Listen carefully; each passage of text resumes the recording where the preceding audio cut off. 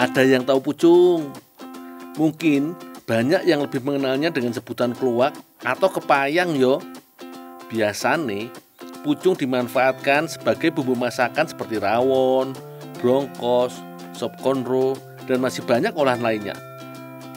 Hari ini aku mau bantu-bantu cari pucung di Desa Pucung Roto, Kecamatan Kaligesing, Kabupaten Purworejo.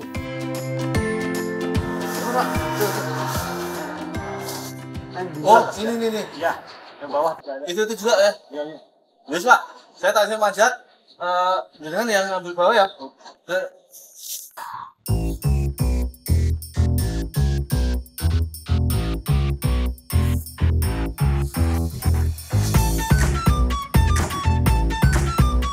Pohon pucung berbatang lurus yo, tingginya bisa mampu mencapai 60 meter. Kalau yang ini sih paling sekitar 15 meteran. Aku tak manjat sih yo.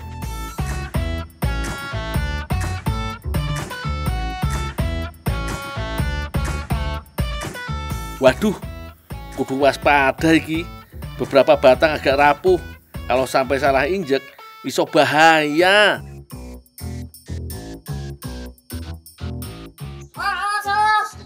Tapi yono untungnya kalau batangnya rapuh, bisa tinggal matahin atau motong batangnya saja kalau ngambil pucungnya.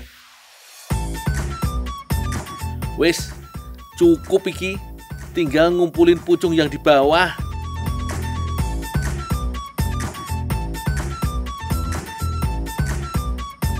Pucung termasuk tanaman asli dari Indonesia, tapi sudah tersebar di negara-negara Asia Tenggara, bahkan Eropa. Meskipun buah pucung kecil-kecil, kalau dikumpulin sekeranjang gini, jadi lumayan berat loh. Tapi kudu tetap semangat yo.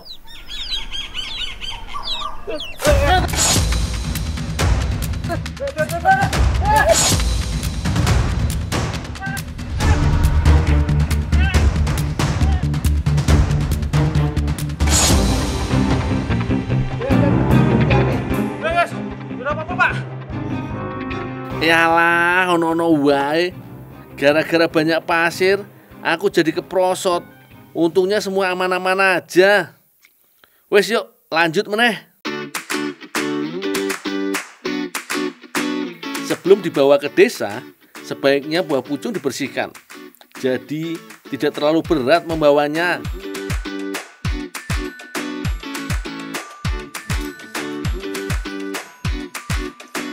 Buka dulu kulitnya yo.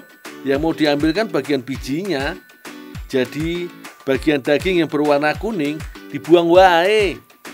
Meski sabar iki, soale bagian kuningnya rada alot. Tapi kalau mau lebih gampang, bisa digesekkan ke keranjang kayu seperti ini.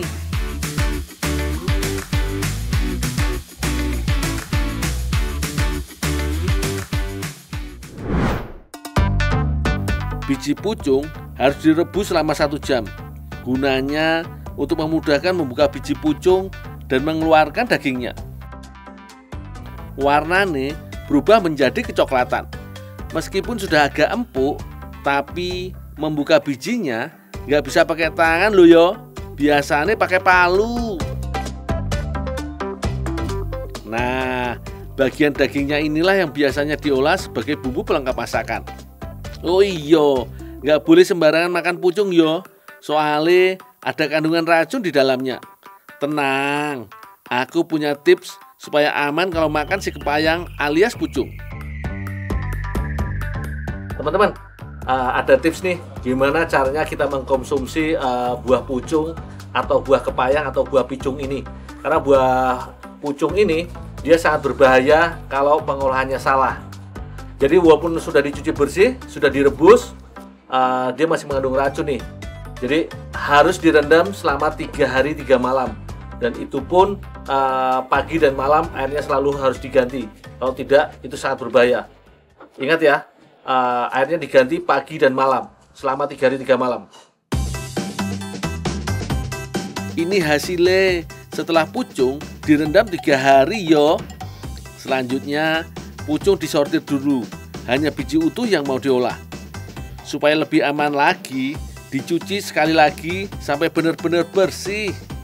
Memang rodo ribet, tapi dijamin jos gandos rasane kalau sudah jadi masakan. Katanya sih mau Bu Endang dan Mbak Ulfi mau mengolahnya jadi rendang. Piye yo rasane rendang pucung? Tapi mesti enak ketoke. Apa meneh dimakan bareng nasi anget. Walah jadi lapar kalau dibayangin. Rendang pucung iki salah satu makanan andalan Desa Pucung Roto.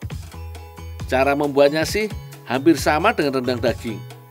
Haluskan ketumbar, kayu manis, kemiri, cabai merah, kunyit, bawang putih dan bawang merah. Untuk lengkuas dan batang serainya cukup digeprek aja. Ojo lali, santannya juga harus disiapin. Paling bagus pakai kelapa tua yang masih seger. Setelah diparut, pakai perasan pertamanya yang kental yo, supaya lebih mantep gurih. Sedikit beda dengan rendang lainnya. Yang ini pakai tambahan tomat. Langsung dipotong-potong wae. Kandungan di dalam tomat bisa membuat rendang pucung lebih gurih seger.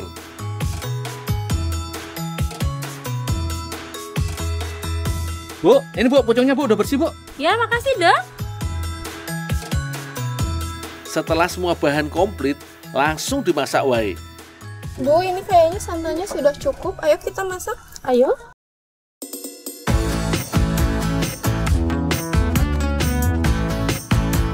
Yang pertama ditumis bawang merah. Kalau sudah mulai wangi, masukkan bumbu halus. Kemudian giliran daun jeruk, daun salam, dan batang serai. Lanjut bumbu lainnya dan tomat yo. Sekalian tambahin gula aren untuk penyimbang rasa. Kalau sudah tercampur semua, baru ditambahkan santan. Tunggu sampai mendidih. Begitu santan masuk, harus terus diaduk supaya santannya nggak pecah. Setelah mendidih, si pucung sang bintang utama sudah boleh masuk.